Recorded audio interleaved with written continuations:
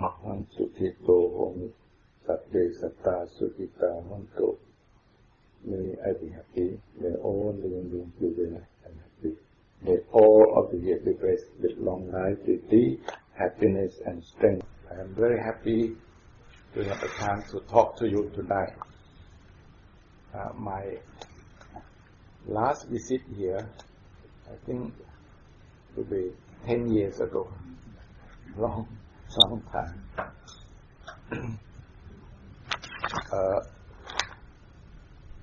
What you like to hear is the finding real happiness through understanding the meaning of life. I will tell you about what happened to the Buddhist people, how they do, how they practice in the daily life in the Theravada tradition. They have a strong belief when they do something good, they will gain and get happiness for themselves. Because they have a strong belief in the law of the karma. If you do good, you receive good. You do bad, you receive bad. Very strong belief that whatever is left in our mind, if that thing is bad, it always causes trouble. Whatever is good, it always brings out as your happiness. So have to remember that. Believe, a strong belief in the law of the karma, and strong belief in the triple gem, the Buddha, the Dhamma, and the Sangha. As you know, the Buddha is the founder of Buddhism, the Dhamma is his teaching, and the Sangha is his noble disciples. As Buddhists, we are taught to be kind and generous. That's very important. What goes around comes around. So when the Buddhist people come to the temple, they give the offering. In terms of food, in terms of clothes, in terms of medicine, and sometimes they give fund or some kind of some fund of money for the accommodation. So through this kind of giving food, giving clothes, helping to build accommodation, and giving medicine, they always get the four kinds of blessing. When you come to the temple, you might notice that the Buddhist monk would do the blessing chanting. In Pali, Ayu Vando Sukhang Balang. That means Ayu, long life. May you have a long life. May you have beauty, and may you have happiness, and may you have strength. Always four kinds of blessings go to those who give offering to the Buddhist monk. So, giving food prolong our life. So, how it works? When you give food, you make this life strong and healthy. And when you give clothes, you make this body beautiful and handsome. When you give accommodation, you make this life comfortable. And when you give medicine, you prolong this life. You make this life free from sickness. So always come back to you. Whatever you do to others, they come back to you. So they keep doing this all the time.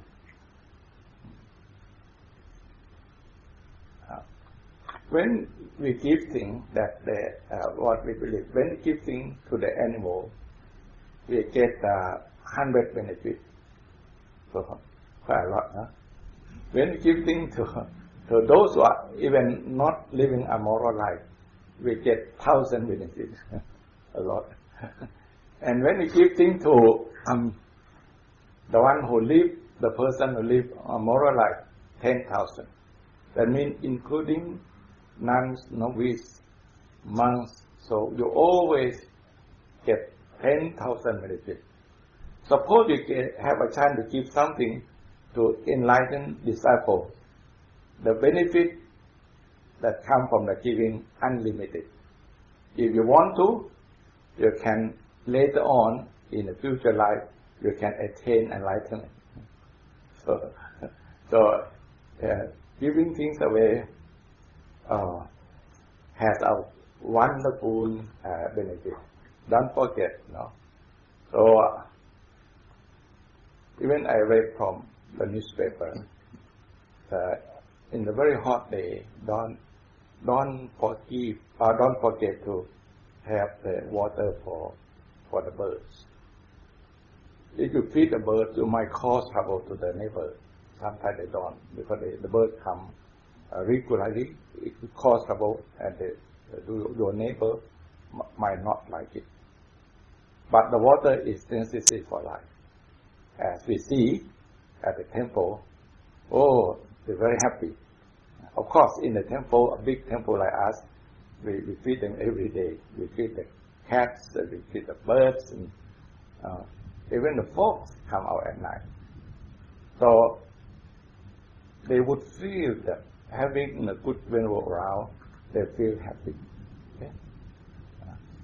So that benefit coming back to us, we feel a very very comfortable indeed, because having a chance to do something for the happiness of others. Why we have to do this? You can think of when we start our life, born from our mother, without their help and support, we cannot live. So we are related to them. They look after us when we were young. Our uncle, auntie, grandfather, and grandmother always look after us. And later on, the teachers give us very good education. So we are helped and supported by so many people. They make us a very comfortable life. They give us a very good education. So if we fail to be kind and good to them, that's not good. What we call is the bad karma. No good. You have to be grateful to those who are kind and good to you. The very important person is our parents. Have to be very grateful and very kind to them. When we were young, they walk us to school. When we get old, the children walk us to the hospital. So they're helping us. If you don't help them, they don't help you. It's always coming back. So gratitude is necessary. A Buddhist philosophy, even the Chinese philosophy, those who like to have a successful business have to be kind and good to the father and mother. Very grateful to the father and mother. So they help us, they look after us. Now, when you grow up, you are dealing with many people. They all are they are very necessary for your own success, for your own happiness. If you are not good to them, very difficult to expect some kind of support or help from anyone, anybody. So you can see from here, you might have heard all the time that the Buddha taught us about dana, generosity, and also dealing with the people.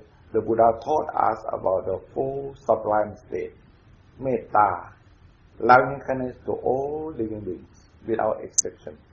When we say sabbe sutta, including the mosquitoes, the ants, the spider, the snake. So you have to be kind and good to all of them, without hurting them, without causing trouble to them. So our loving kindness is great. So together with it works this way. Once we practice kindness and generosity, we are not supposed to harm and hurt any living being. Otherwise, what we are doing is not perfect and it's not complete. You do good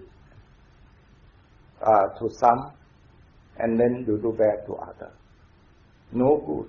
You have to be kind and good to everyone, every living being. Once you have that kind of kindness and generosity, and then without harming and hurting other living beings, wherever you go, you bring peace, happiness, and security, protection to all living beings. So Australia has that wonderful, what they call job in stopping the Japanese, what they call killing the whale. You know? It's very good indeed. It's the best. That big kind of animal in the sea, we are not supposed to harm and hurt. Not supposed to harm and hurt them. So this kind of good karma is wonderful. It's praised, of course, by the Buddha, by the Sangha, by all the monks. Killing the small animal like the insect, the karma might not be that great, the effect of the bad karma. But killing the big animal, very bad karma involved. If you kill the big animal, say the elephants, the buffaloes, or the cow, cattle, you have to suffer 500 lives. You are killed, you would be killed for 500 lives.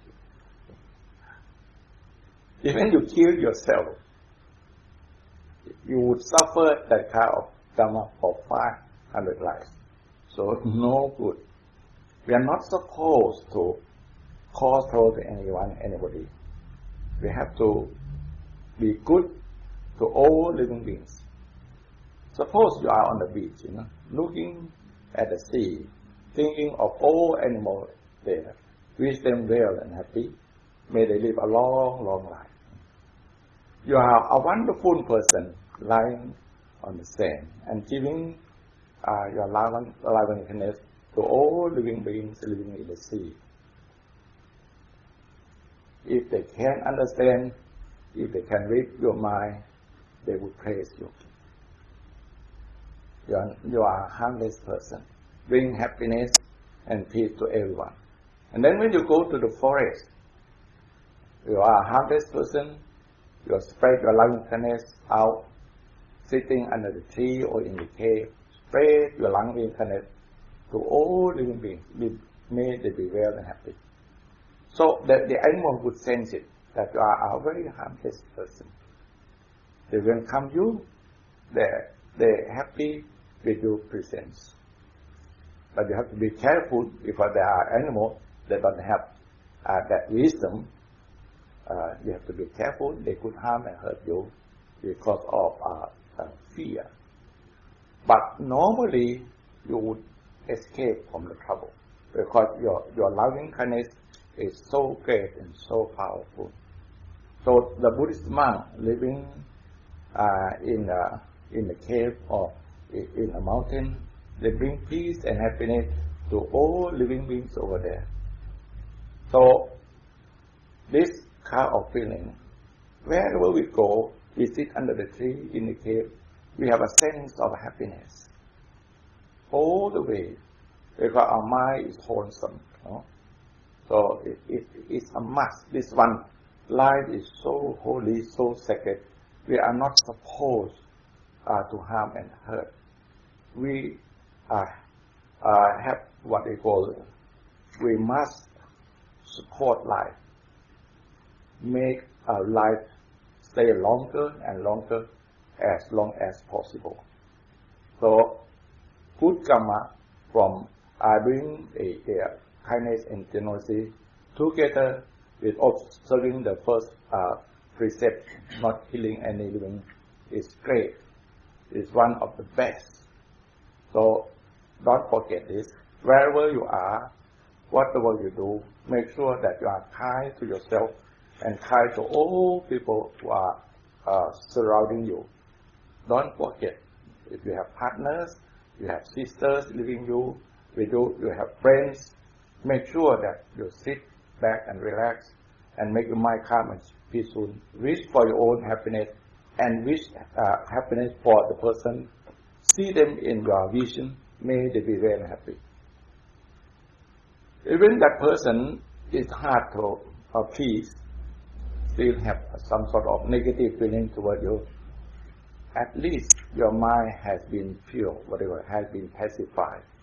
No anger, no hatred toward anyone, anybody.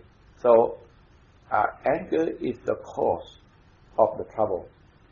It's important to practice loving kindness every day. Make sure that you are kind and good, and send your loving kindness out, even to a person who is your own enemy. If you practice a lot of meditation, you don't have much that you don't have to worry that much, because that mindfulness would help you, would look after you. After long sitting, after long practice, you can see what's happening to you, the feeling that arises in you. You see that as a cause of the suffering. If uneasy feeling arise, you can see that's anger. No good. No good for yourself, no good for anyone. Once you have that strong belief and feeling and that great wisdom, that uneasy feeling stop immediately. Say, if you don't have that, that kind of wisdom or mindfulness, but you don't say anything verbally, you don't do anything physically, you have a strong patience, even that feeling, uneasy feeling would die down. So, don't do anything wrong physically and verbally. So, in terms of, say, partners, we stay together. Make sure that there is no physical violence whatsoever. You are not allowed to harm and hurt your beloved one. And if possible, you are not supposed to have a bad word. Don't say any bad word.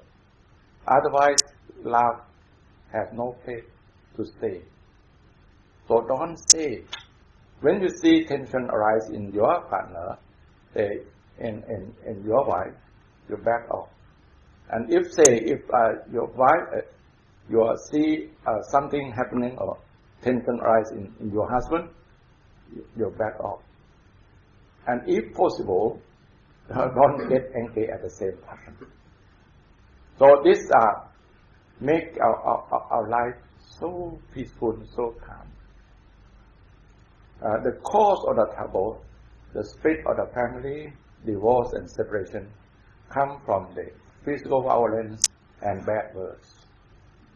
And once you have bad words to each other, how you can't love each other.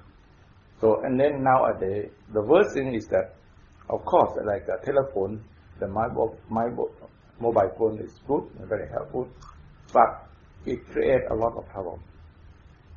In the past, if there is any fight, what they call any fight inside the family, if there is uneasy feeling, unhappiness in the family, we don't bring it out. Nobody hurt. They don't talk to anybody. We keep quiet. So that fire is under control. Nobody knows what's happening. But nowadays, you always have contact. Bring the fire, the outside one, in, and take the inside out. So that kind of fire is burning on the side. So cause trouble to the family. So please, if you like to live a happy life, don't have physical violence, don't have bad speech at any time. Practice metta, loving kindness, every day. In the practice, we have to keep as what we call our holy work or sacred work or very regular every morning. before the sunrise, we get up and practice meditation. In the evening, after you have a long day working very hard, it's very difficult to concentrate. You will fall asleep, but in the morning, once you have a good rest, very good. And if you have that peace of mind, single mind, very calm and very peaceful, you come to know the best thing ever happened in your life. What I really want exists here, right in my mind. I don't have to buy out from anyone. I don't have to buy. I don't have to depend on anybody, because I can free my mind from distractions and worries. So, you welcome the day. You have a very good day because of good meditation in early morning. So you maintain your mindfulness. It's so important because the bodily action is not that difficult to control. If you don't do anything, it becomes what is called calmness in itself. The body is calm, and then if you don't say anything, that means you don't do anything wrong verbally. That means your speech is calm by itself. But the mind is working all the time. So how to make it calm and peaceful? So we have to concentrate. We could have some sort of distraction and worry, because what has been in our mind always come up. Something that we have not, have not been able to get it off, always come up. Remember this one.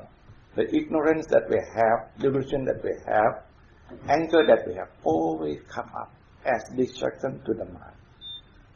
So we see that, if we see it clearly, as it is or as they are, and don't see as a feeling come and go. Like this, no? One is the knowing mind. The knowing mind is knowing all the time. Why that knowing mind having trouble? Because the influence of greed or lust, anger and delusion. So it will be up and down because of the power of the greed or lust or anger and delusion. That knowing mind cannot be by itself. And then on the other side, opposite to the negative one, you have loving kindness, you have generosity, you have morality, you have meditation, and you have wisdom. So if this negative one gets weaker, greed gets weaker, and anger gets weaker, delusion gets weaker, that generosity, loving kindness, and compassion, morality, meditation gets stronger and stronger. The stronger one will have influence. And remember that the knowing mind works one thing at a time. Doesn't work two things at a time, one thing at a time. So if the good one operating on that knowing mind, the bad one have to be hidden away. But if the bad one take over, the good one has to be hidden away. So you have to promote the good one all the time. Make sure that the good one is there to help, to support that knowing mind. So once you understand this, the knowing mind is something that there all the time. So whatever happens, uneasy feeling, anger come or delusion come, we come and go and come. Don't attach to it. Stay calm. Don't attach to it. It come and go, it come and go. Why it come and go? Because you are not able, or you don't have ability, you don't have power to get it off. It's still there. It will come. But once you understand it, you don't cling to it, it would go away. From the newspaper, from the news, when we are here in this society, you always heard about people who have trouble in the past. some like children has been abused by somebody, someone, and their children can, when they grow up, they don't live a normal life. Get so upset because what happened to them. If they are taught and trained properly, we can let go that easily. The past is gone. All of us, human beings, have weakness, including the Buddha, before he attained enlightenment, including his great disciple. We are not supposed to obsess with the past, with the negative one. It's gone already. Why you bring it up and tormenting your mind? That's wrong, very wrong. Why not the good one? So if you think of that, you think of the good one, and forgive and forget what happened, no trouble. And say, if there is worst thing happen in life, you take as a blessing in disguise. Now, I have experience on this very bad one. From now on, no more bad karma. I will do all the good things in my life. So, the power of the goodness would take care. Once you do the good thing, the bad thing would go away. And you will enjoy, you would have happy with all the good things that you have done in your life. So, they have to have a good understanding. If there is anything from the past, we could draw the lesson from the past, but not obsessed with what happened in the past. It has gone already. So that in Buddhism, we can't fix the past. Or what the Buddha taught, we can't rectify the past. We can draw the good lesson, take the good lesson from the past, but we cannot rectify it. It's gone already.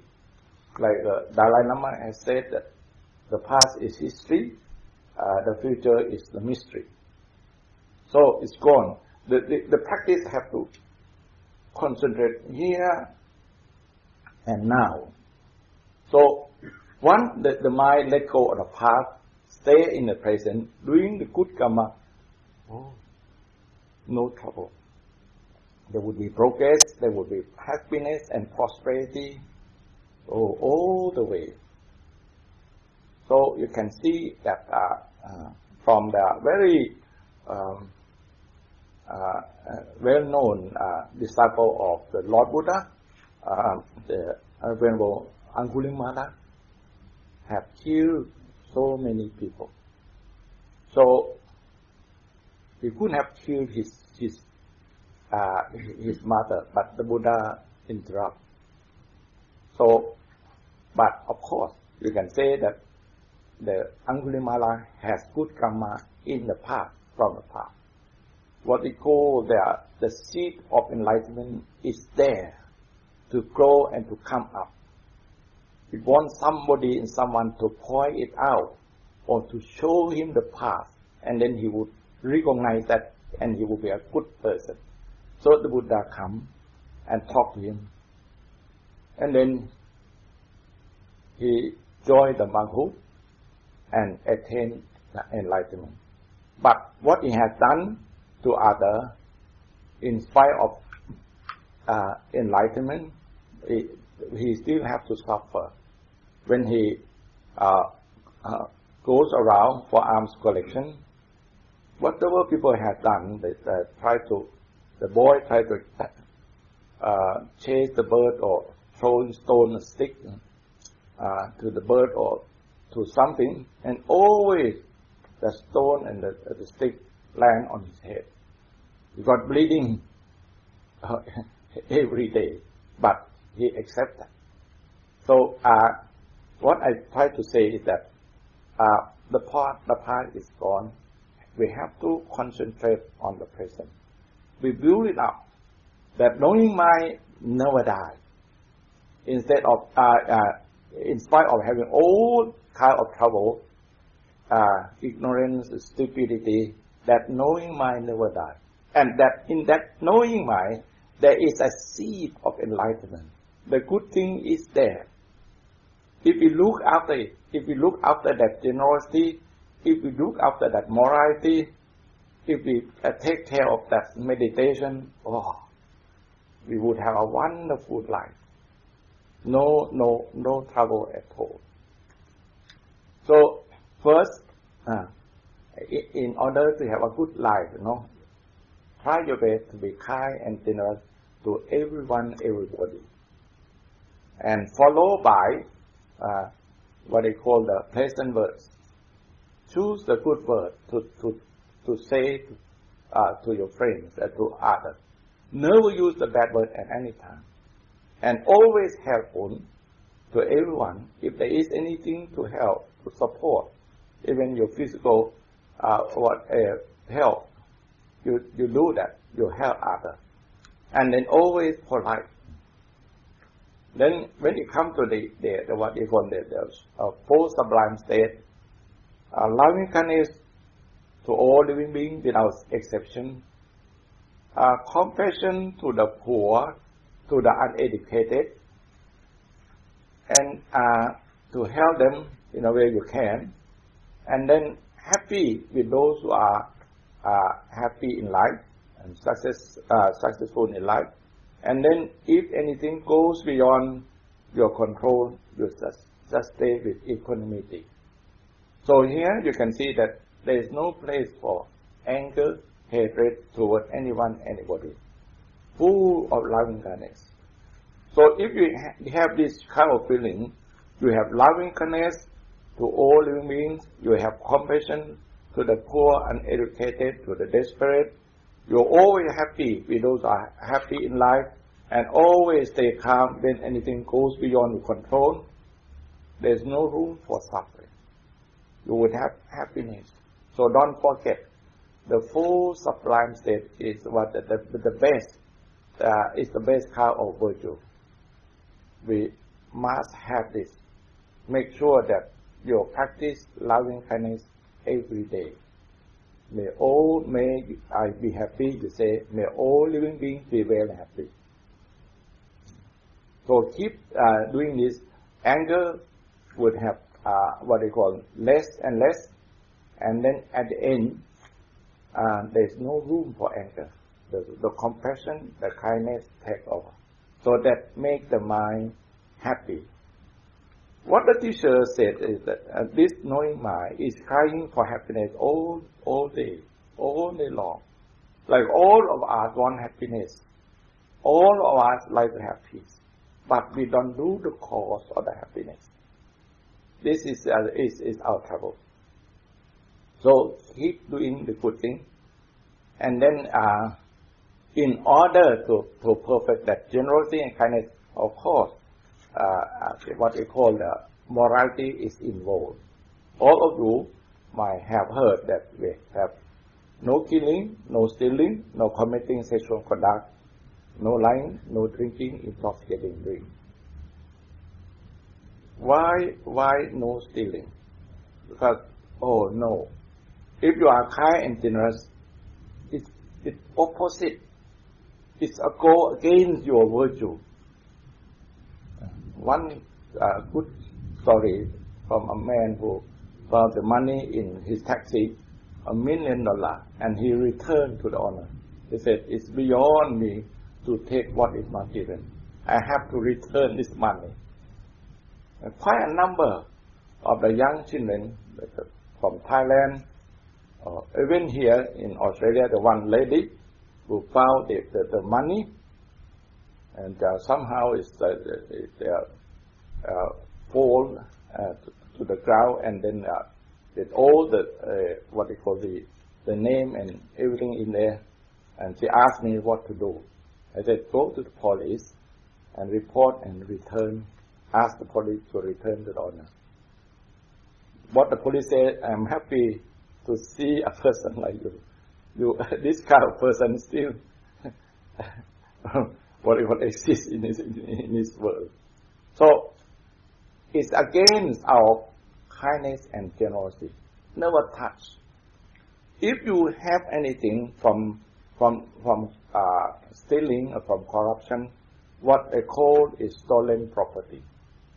Never do would never cause happiness and peace and prosperity. It will bring you down. That a stolen property would not help anybody, would not pacify the mind. It's no good. Because this knowing mind has a very wonderful memory. It cannot rest in peace. So say you tell a lie. One thing, you said this is the truth, the other is lying. So if these two things exist in you all the time, there's no peace. You can't rest. What they call, I'm not wrong, the split mentality. At the end, you go mad. So don't have to. And then in the practice, you see, from here, we give away, we give for the happiness of others. That's what you call generosity. We give away the bad action, and we give away the bad speech. That means morality. So we can say in English that letting go of the gift for the happiness we call generosity. Letting go of the bad action, bad speech we call morality. Letting go of the distractions, the worry we call meditation. Letting go of the attachment we call wisdom. So it's against, if you are stealing, against the principle, not good at all. From generosity you get everything. What goes around comes around. Don't forget, always come back to the one that gives things away for the happiness of others. And you can see that after all, you don't have that. No need to have that much for this very life for you, this body. Just enough to survive, that will be enough. And for the rest, you do for the happiness of others. And then when it comes to the the third precept, not to commit sexual conduct, you can see that if you are sincere and honest to each other, that morality make you a very good partner, very good husband, very good wife, and that later on you become good father, good mother, you become good grandfather and grandmother, good uncle and good auntie. Your children will be well looked after. Oh, if we have that kind of society, oh, wonderful. The whole community would live in peace and happiness. No trouble. The children would be well looked after. It's our duty to take care of them. It's our duty to protect others, not to harm and hurt anyone. We say to ourselves like that. If they're young, it's our duty to look after them. If they need help, it's our duty to help them, not to harm and hurt any living being. So, and then later on, once you become a good partner and good husband and good wife, say if you like to live a single life or what they call a celibate life or homeless life, you can be a good one, because a man or a woman with the principle always do the right thing, always have success and happiness. And then when you come to that, good meditation look after you. After all, the happiness of the mind is so important. Once you're happy with meditation, happy with the great wisdom you get from meditation, you don't need anything. Enough, when you have enough food to eat, you're okay. You don't need anything, because that sustain or support your mind. So, so important. And the fourth one, this is honesty is the best policy. It's so true. So this is very important, because in the society, in the world of us, as long as we don't do the wrong thing, so we don't do anything illegally, don't break the law, so we okay. But we are not supposed to lie. Some people do fishing, killing fish and so on. It's okay, accepted by the community. But lying is not accepted by anyone. So if the teaching of the Lord Buddha is the truth, if you tell a lie, you will go against it. No chance to live happily and peacefully. As I said, once the mind is split, it becomes heaven and hell, you know. Yeah. And then once this mind is split from truth to untruth, you are in trouble. So if you like to raise in peace, be truthful. Or if you can't tell the truth, keep quiet, no comment. That's the way. The way. And then the ultimate truth is nibbana. You have to be very truthful. As I will tell you later, how to come to that full truth. No? So morality is one of the truths, positive one. Generosity is another. Meditation is another. So this is what we call the positive one. So you have to follow. You can't tell a lie. It's against the principle of mind. No peace of mind if you are lying. No success, no happiness in life. It's so important. So if you go to India, you see the motto, or national, what we call motto, Satyame Vajayate, only truth wins.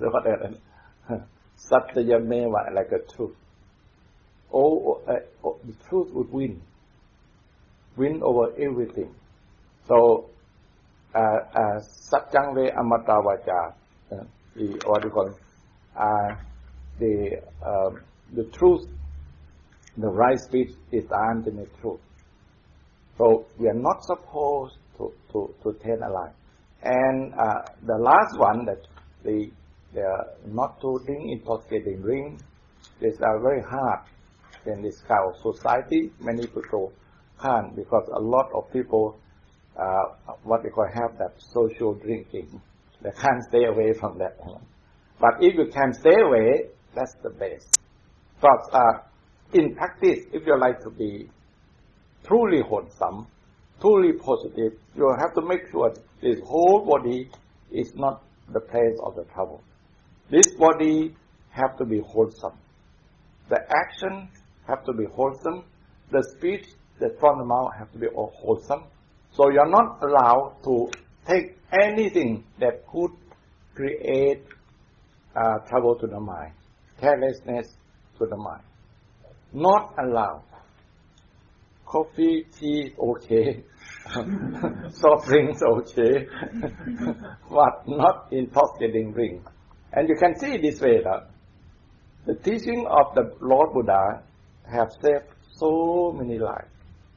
You know, in this country, those who get drunk cannot drive a car. Yeah? Whether they are Buddhist or not, when they don't drink, they are practicing what they call the fifth precept. They're practicing the teaching of the Lord Buddha. So they save so many lives. Those who go against the teaching lose or lost their life. You can see that? So important, no? It helps us. So that we say the great majority of the whole universe will say that Buddhism is wonderful. How? Because say, if the cat and dog would say, they would say, oh, wonderful, because the teaching of Buddha not allowed to harm and hurt anyone, anybody, any living being. Even the snake, the spider would say the same thing. All deity in heaven would say the same thing. Harming and hurting others, no good. The fact that they are in heaven because they have been kind and good and stay away from harming and causing others. So the whole universe, we can say, would say that the Buddhist principle is one thing for the happiness of all living beings. So, and then we come to what they say, drinking cause conflict. You lose money, lose your health, cause conflict, having trouble with others, and then at the end you lose mindfulness and you lose wisdom. Remember, mindfulness is so important. Mindfulness and wisdom come together. This is a very necessary virtue for everyone who would like to have success in the practice. Without this, without mindfulness, what they call sati and panya, the practice is not possible. So, if you drink intoxicating drink, you are long way away from the good practice. You cannot be successful in the practice. So, carelessness would happen because of the drinking. So, stay away from drinking intoxicating. So, once generosity is done, morality is practiced, you are here on earth, but you pave your way to be reborn in heaven already. Or even you would like to come back, you would be a good human being. Some would say that a good person who lives a moral life and has been very kind and very good, they enjoy the status of heaven even long before being reborn there. Some people experience heaven on earth already. So that the power, silena sukhating yanti, they said that because of observing the five precepts, they're going to have happiness here on earth and happiness in heaven. And silena nibbutting yanti, because of observing the precepts, then they're going to attain what we call nibbana. Now, when it comes to the good meditation and wisdom, it's necessary for all of us that the way I have myself, we have heard and I have been practicing myself. We would establish ourselves in samadhi first. No? Make sure that our mind is calm and peaceful. So, no liking, no disliking, no distraction, and no worry at that particular moment. It's so important because if there is liking, there is an amount of greed over there, attachment over there. If there is disliking, there is a certain kind of anger over there.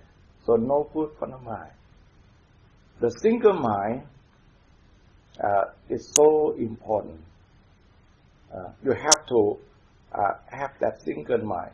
So keep practicing until your mind becomes calm and peaceful and one-pointedness, and then you can come to what we call the equanimity, a very certain form of happiness. It's so important. Of course, some people would come to that joy that arises from the good practice. So happy, the feeling of the body, so happy. But once that feeling subsides or coming down, you have peace and happiness. And then the best feeling is what we call one-pointedness and equanimity. In the practice, what the Pali said, ekakiyo adutiyo, one single mind, alone by yourself in the forest, and one single mind, adutiyo, not having anyone behind you or close to you, or not even a negative one that causing you trouble. So that single mind is so important. So you can see now that your knowing mind can stay away from the trouble.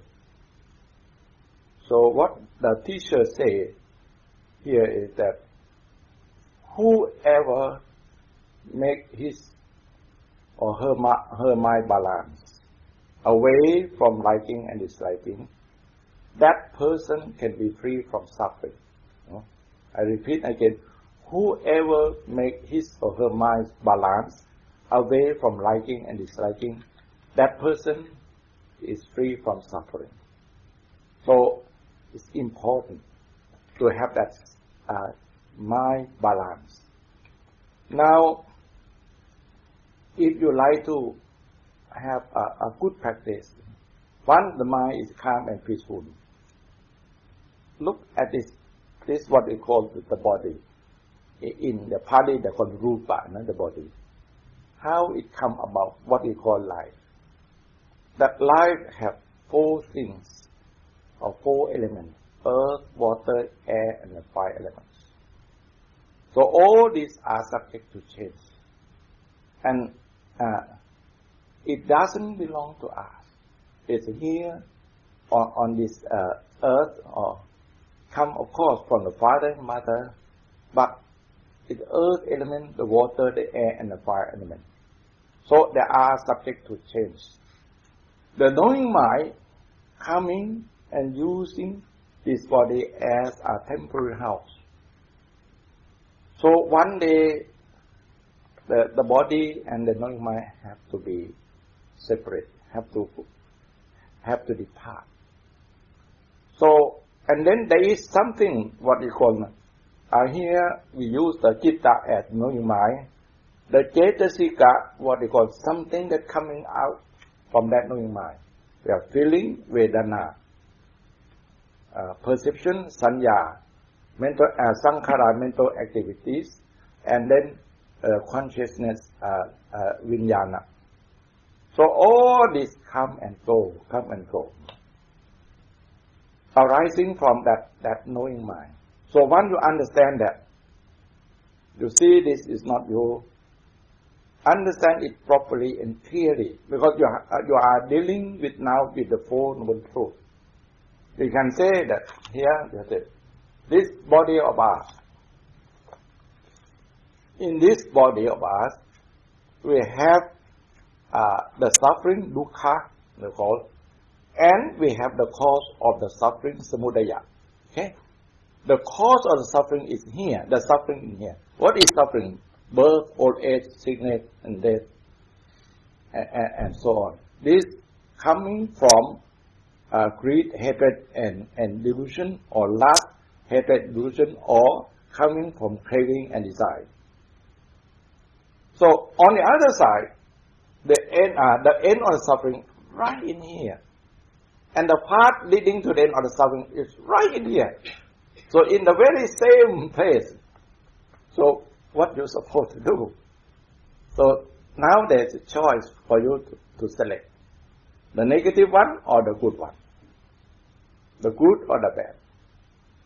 Why we suffer? Because we have what do you call that? A wrong understanding. What they say in Pali, micchaditi, wrong view. Not only that, wrong what we call thought. These 2 things classify as wisdom. So instead of as a delusion, instead of having wisdom, we have delusion. So we create the trouble for ourselves. Suppose you cling to this body. That means you cling to something impermanent. You cling to the suffering. You cling to the old age. You cling to the sickness. You cling to the death. Oh, no good. Very unfortunate. So, you have to do something. Once we understand this properly, we see that this is on one side is the negative, on the other side is positive. Now, once we understand this, we have that knowing mind. That knowing mind, remember, there is no rebirth, no old age, no death. That knowing mind, no rebirth, no sickness, no death. So why we suffer? Because of the wrong understanding, wrong thought, clinging to something impermanent, something that has old age, sickness, and death. So you are up and down, according to impermanence of this body, and according to the spiritual phenomena, the nama, the feeling. You go up and down. You follow the happiness. You follow the suffering. You take that happy feeling as you. You take that unhappy feeling as you. So you are up, down. Your mind cannot be stabilized. So let go of the attachment to the body. Let go the attachment to the feeling. The knowing mind can stand by itself, but have to do some work. So we must follow the path that leading to the end of the suffering. So follow morality. Here they call the a right action, right speech, and right livelihood. Establish strongly in the morality first. Make sure that no more bad karma. Otherwise, what we are doing would give what they call a new kind of deposit to that knowing mind. If the good one, okay. If the bad one, we are in trouble. So all kindness, generosity, morality, that what they call the good, the wholesome deposit to that knowing mind. That is the good fertilizer for that knowing mind. But if you don't do that, the poison,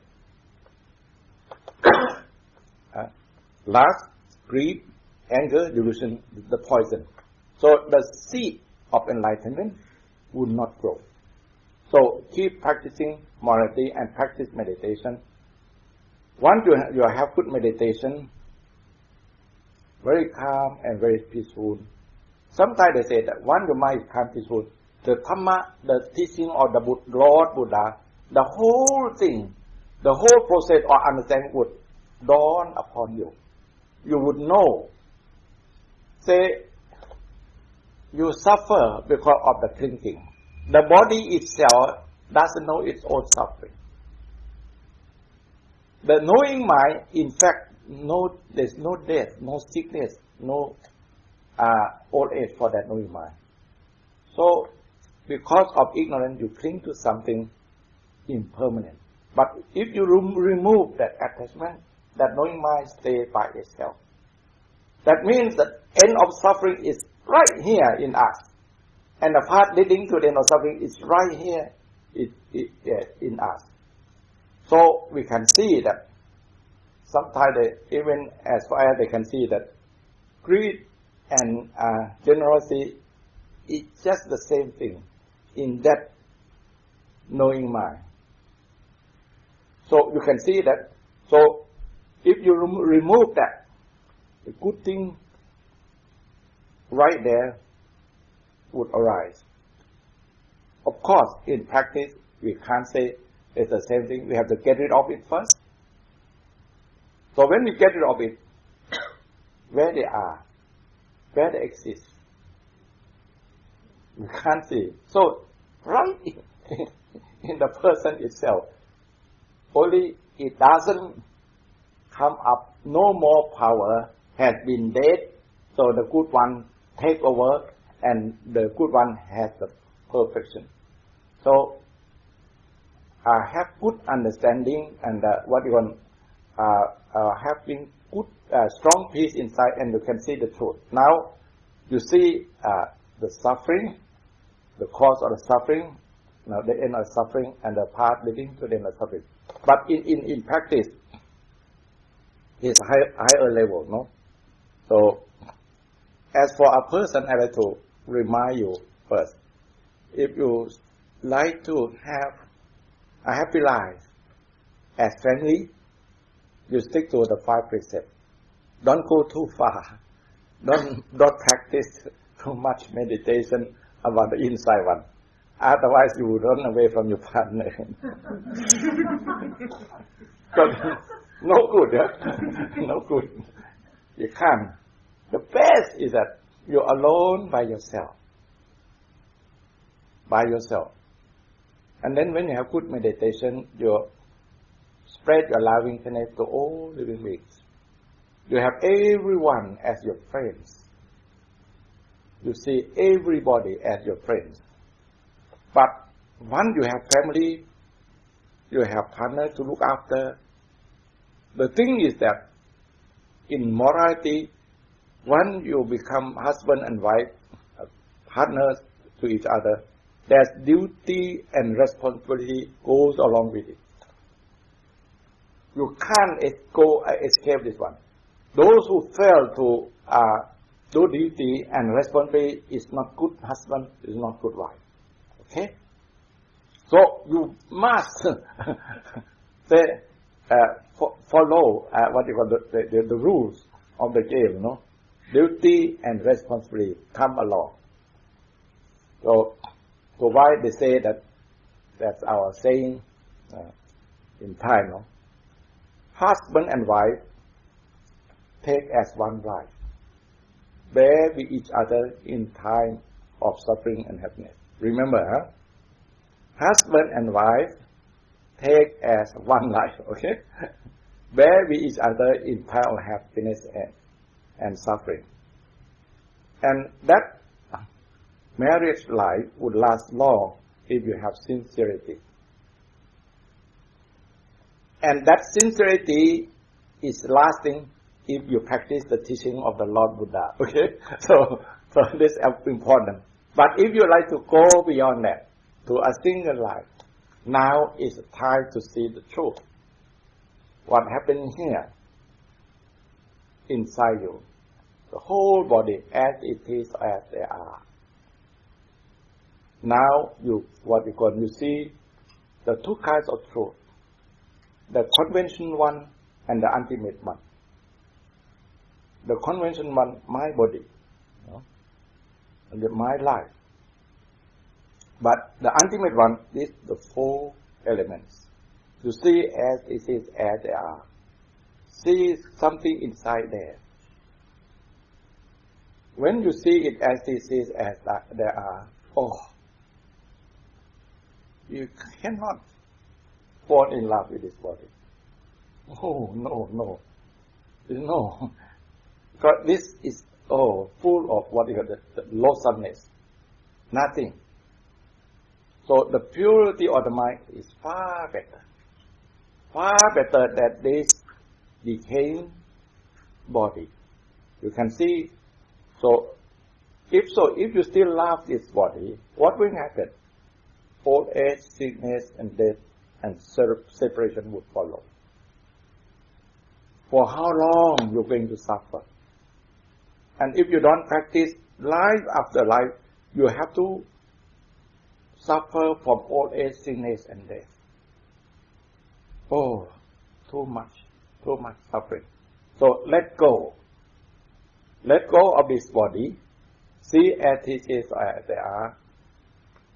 So here in our society, Western society, it's sad in a way that people are not taught properly. This kind of knowledge is not known to them. If the priest, if the nun have this kind of knowledge, see the body as it is, as they are, practicing loathsomeness or practicing mindfulness or the loathsomeness of the body, they would not fall in love with anyone. And plus, if they have a strong precept, they never, what they call abuse, exploiting others is, no. Because they understand the principles. And say, if they are Christian, the thing of Jesus Christ, if he sacrificed for the happiness of others, he sacrificed his own life for the happiness of others, a person who follows his teaching are not allowed to harm and hurt anyone. He can only bring peace and happiness. But since they don't have this kind of meditation, the beauty of the body are always what you call causing trouble to them.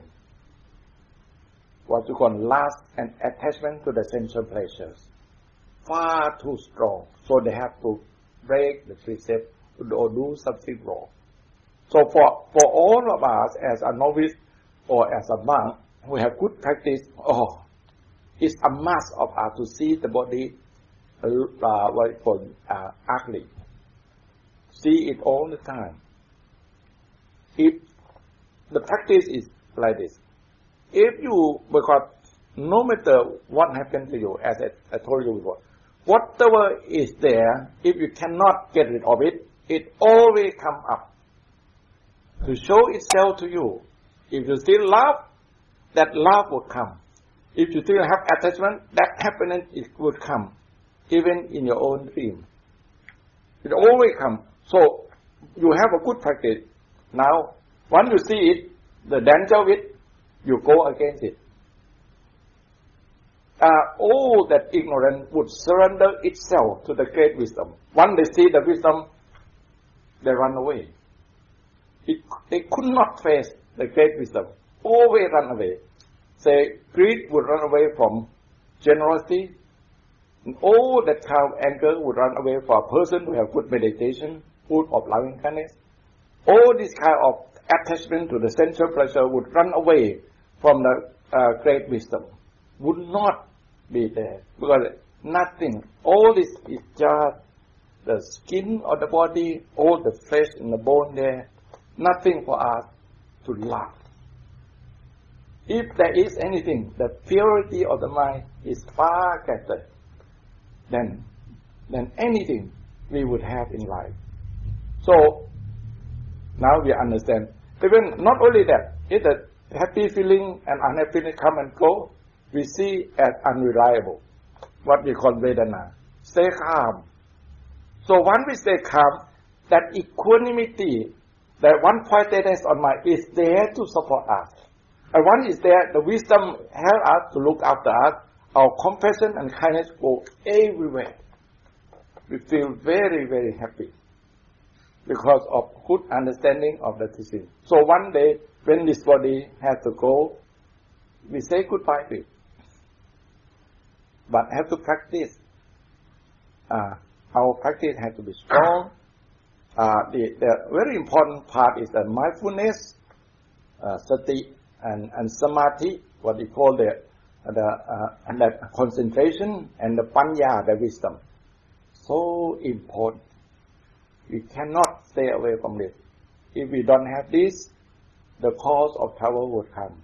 So, very sad to say that here we have the suffering and the cause of suffering, and in the very same body and same mind, we have the end of suffering and the path leading to the end of suffering. Our heart and mind cry for happiness, but we don't support that great virtue. We always having the negative one. So it's our fault. It's our fault. So I like to encourage all of you, if you truly want happiness, start with the generosity first, very important, and live a moral life and practice meditation. That should be enough, for tonight. Okay. Any question? I don't know what time now.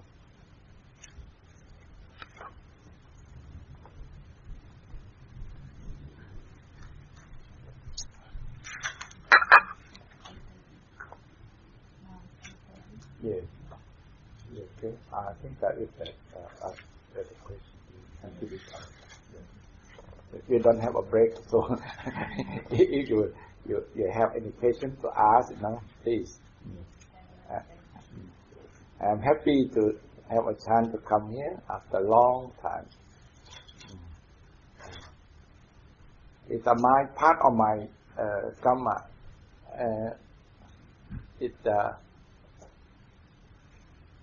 When it first arrived, I have no, what we call there's no sort of commitment, the intent to stay for how long.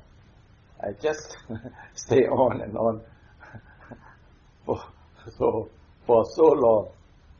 From 1974 up until now, I grow old in Australia. Somebody asked me at the airport, "Are you visiting Australia in a Bangkok airport?" I said, "No, I'm going home." So it's our home, our place.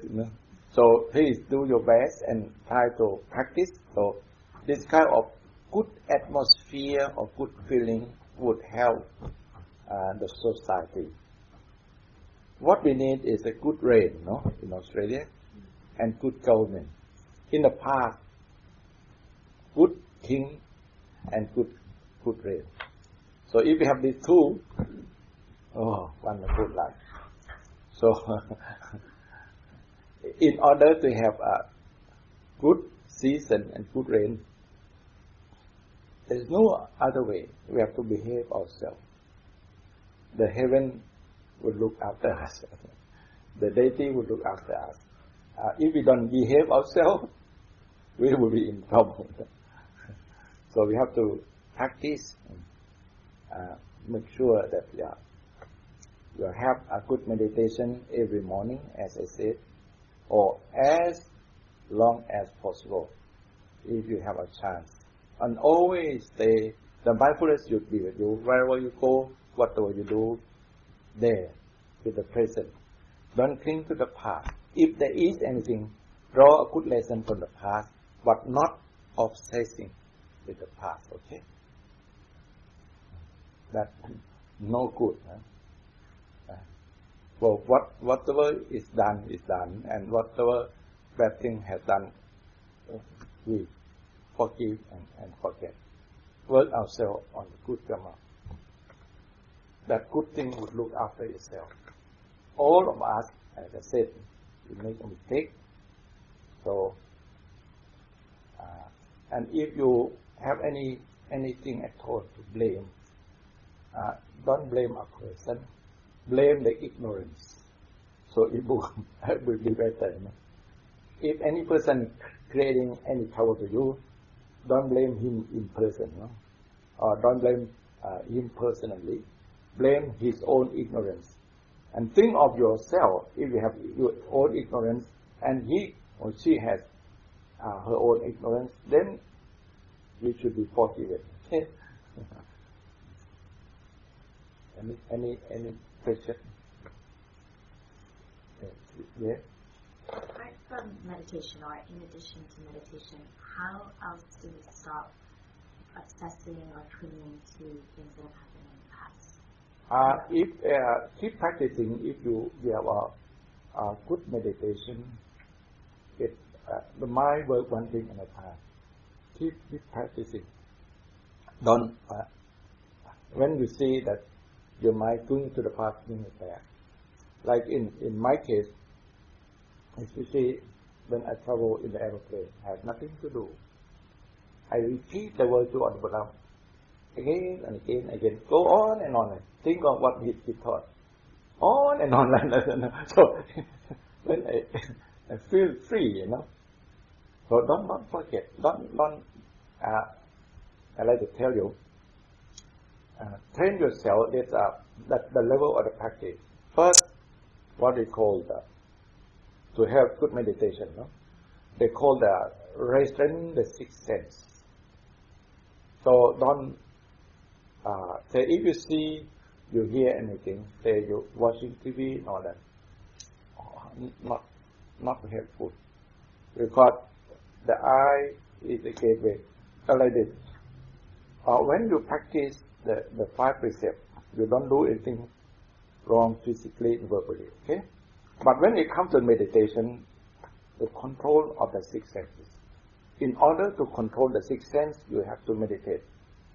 So there are 6 senses, what we call here, in this senses of us, we have like a 6 hole, like they compare to a kind of insect that living inside. So it can come up, that animal, that reptile, can come up any time through that 6 hole. So you block the 5 and let the 6th one open, and then that reptile will come up. So when you practice meditation, you might calm and peaceful. And if there is anything come, on always in terms of liking and disliking, you find out the cause and you go against it.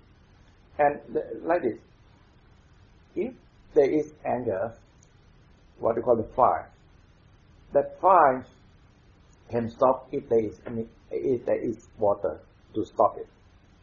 So, metta, loving kindness, compassion, all this is water to stop the fire. Okay?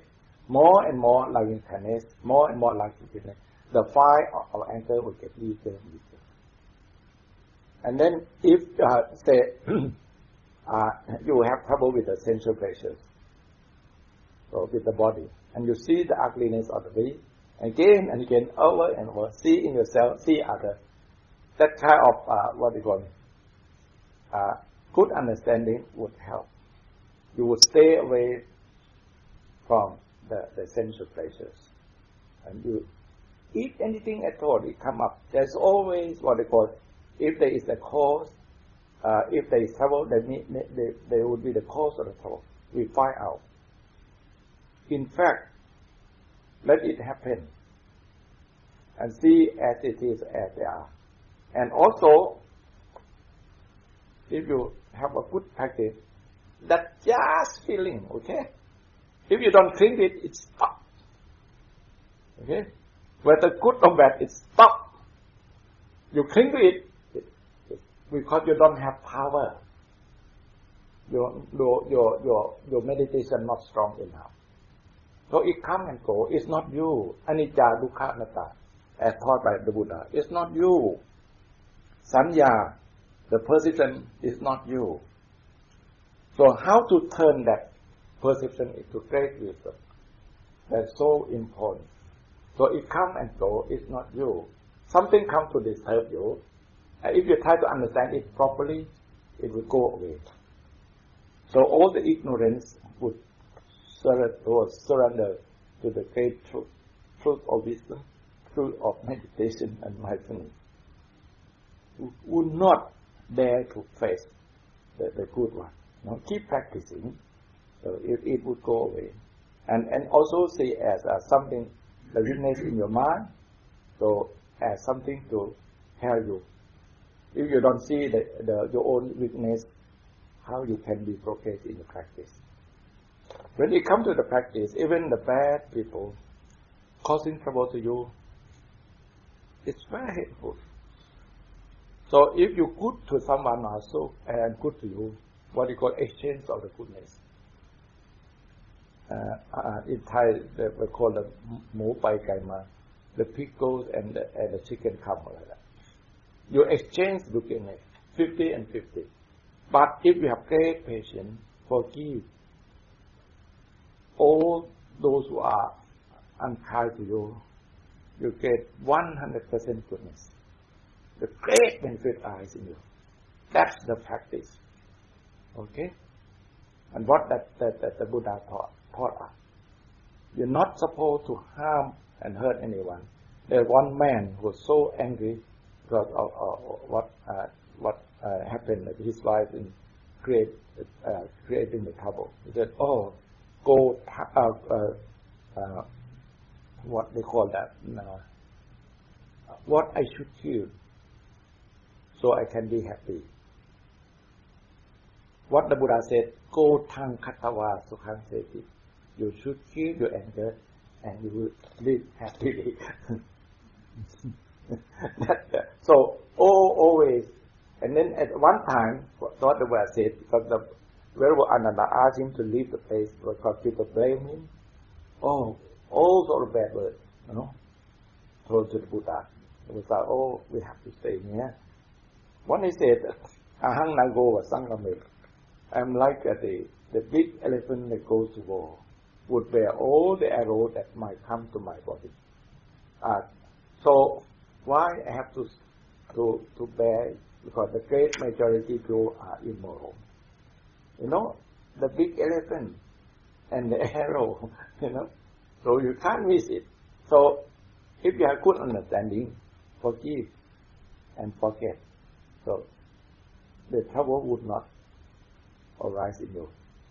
And even what he said that one time he said, suppose you are caught by the murderer and cut into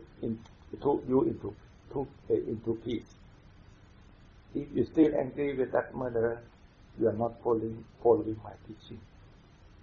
See? Oh, that is the ultimate. So they have to forgive. So that's the anger part, the what we call the hatred one, and then the greed, the lust, or the attachment to sense of pleasure. See the truth as it is, as they are. But if you love meditation a lot, you stay away from all these things. You would not, because we call it all human being depends on the sense of pleasures. Without this, there is no life. There is no happiness, no. But good meditation beyond this, okay? Beyond this, see the weakness of nothing, the emptiness. See the sensual pleasure as the cause of trouble. No, after all, the peace of the mind more important, so good for the mind. If you practice, like myself, I think all others say, suppose I have to be somewhere, somehow, and share the room with others, I feel uncomfortable. Of course, I can bear it. But alone by myself, I can enjoy chanting, meditation. No TV, nothing, no telephone. Oh, it's great. Looking through the window, see the star and moon, see the mountain. Oh, wonderful! With a good sense of loving kindness and compassion. So that, and so very, very important to forgive those who do the wrong thing to our life. And then you will get a great benefit from what we have done. 100%. If you're kind and good to those who are not kind and good to you, you get the best. You are a wonderful person. If just exchange of the good, it's okay. No? So when you come to that love, we call that. So don't forget, you have to love yourself more than anyone on earth. Okay, doesn't mean that I ask you to be selfish, but when it comes to love of the wife and husband, we have to say that 50 and 50. I love it. So husband love his wife and his wife love husband. 50 and 50. You love me, I love you. But say, just in case you don't love me, I love myself. So I save from the trouble. Okay.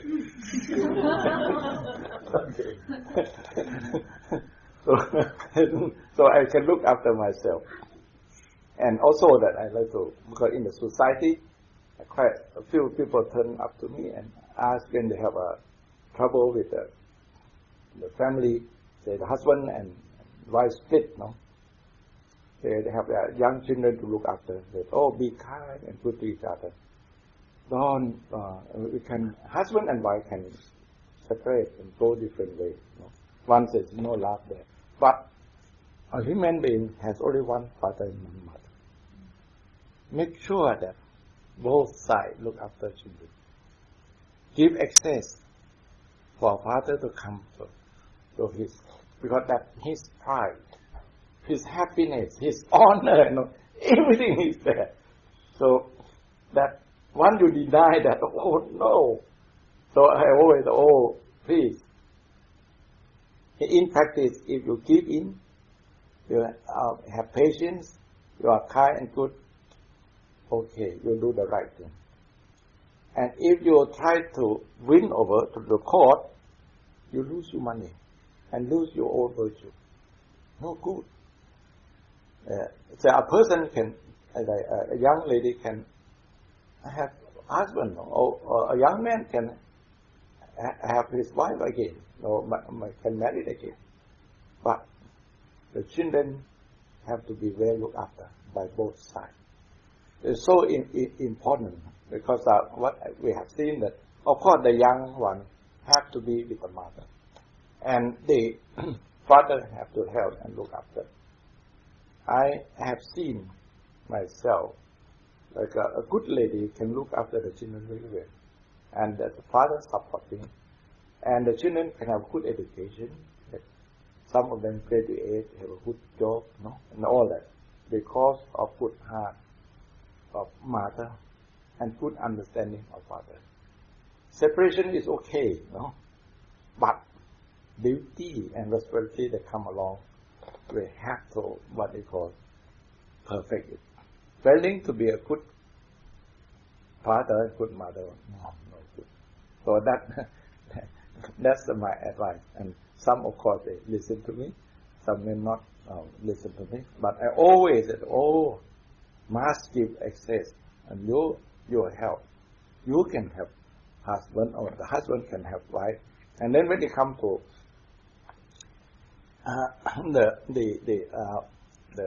the child that born without proper father, what to do? Of course, in Buddhism, it's the same as Christianity. We like to keep that life, whatever happens, because we see it. So the young boy, the young girl born from such a mother, if well looked after by anyone in a family, by grandfather, in some case grandfather, uncle, auntie, she would grow very well. And we have seen it. In some cases, even the father and mother themselves don't look after properly, but grandfather, grandmother can do very well. So we like to prolong the life of human being. Don't feel that ashamed, this and that. Don't worry. Look after, take care of the child, and don't worry. You can have a husband again if you want to, but look after the baby that born into your family. So that's my advice. We have to be very careful and have to tell the young people all the time. You have to be very careful not to harm and hurt any living being, but otherwise that is a bad karma. But once it's done, some people I have done this and don't worry. Past is gone. Keep doing the good thing in life. Okay? Say if the people die, what we're supposed to do when we do the offering to the monk and we pass on the merit. May the merit done by me be transferred to such person. May he be very happy. Keep doing the good thing, and never repeat the bad one again. That's a good insult. Don't be obsessed with what happened. We make mistake because we don't have a good understanding, because there is weakness there in the mind. But one is done the bad, that don't obsess with it. The Buddha taught us not to cling to the past. The past is gone. So take care of the present moment. So after all, the present moment is the what? Is the life, is the happiness, is the peace, is the wisdom itself. So all of us as human beings, we have gone through the weakness and the strength. So many of us. So from the time we have heard the good teaching, then we stop it. Even the Venerable Angulimala, there was one lady and got frightened, and because of seeing him as used to be a great murderer, he said. So at one time, the pregnant lady happened to pass by and run away. When he said that since I joined this noble path, I never harm and hurt any living being. May the truth, may the power of the truth look after you and the child that's going to come out. that lady said, and the child born without having any trouble. So he did not tell a lie. Because since I enjoy this noble life, I never harm and hurt any living. He did not say that, oh, from my childhood, I have not harmed. That's lying, because I have killed a lot of people. So since I enjoy this noble life, this monkhood, I never harm and hurt anything. You can say to yourself, since that time, I never do it again. Since now on, I never do anything wrong. May the power of the truth look after me and all living beings. So that's the way we should do. No? Okay. What you want to restrain, what you want the sixth sense is very important. If you like to have a good practice, television and all that, you're going to see anything that, even listening to that music, no good. Because still the gateway of the power. Liking and disliking would come through your eye, through your ear, and giving that negative deposit into your mind. But once you block this, no more. But what is in there, it will show you coming up. So that means that there's one hole. That means your knowing mind, your thought will be there. Good and bad always come up. And you see what's in there. You see the cause of the trouble. So you make sure that if any uneasy feeling, more compassion, more kindness. If there is any physical attachment, more loathsomeness of the body. That always, practice that way, and then at the end, once we have a good understanding, that power would stop itself. You would be free from all cause of trouble. So always here, have something wonderful, that knowing mind. On one side is negative, we can say lust and greed or anger, delusion. On the other side is the good one, generosity, morality, and meditation. So it works one thing at a time. What is called two competing parties, that the law of physics cannot exist at the same place at the same time. That the law of physics so true to the teaching of the Lord Buddha. Or even the Zen monk said, once the ultimate mind split into two, it becomes heaven and hell. Okay? So stay single. That's the ultimate one. So make sure that you do the good karma, you perfect your generosity, your morality, your meditation, and your wisdom. That great virtue will look after.